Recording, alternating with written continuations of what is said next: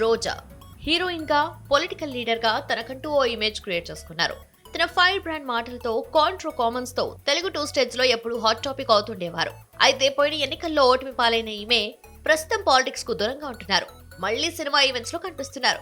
ఇక ఈ క్రమంలోనే తాజాగా ఓ యూట్యూబ్ ఛానల్లో కనిపించిన ఈమె mega power star Ram Charan గురించి చెప్పుకొచ్చారు. చిన్నప్పుడు చరణ్ చాలా అల్లరి చేసేవాడంటూ చెప్పి ఇప్పుడు నెట్టింట వైరల్ అవుతున్నారు. రాజకీయాలు పక్కకు పెడితే నటనలో మాత్రం చిరంజీవి అంటే తనకిష్టమని చెప్పిన రోజా ఏ రోజు తాను చిరంజీవి బాధపడేలా మాట్లాడలేదని, కానీ పార్టీ సిద్ధాంతాలకు కట్టుబడి కొన్నిసార్లు మాట్లాడక తప్పలేదన్నారు. చిరంజీవి భార్య సురేఖ తనను చాలా బాగా చూసుకునేవారన్నారు. ఈ క్రమంలోనే రామ్ చరణ్ చిన్నప్పటి అల్లరిని గుర్తు చేసుకున్నారు రోజా.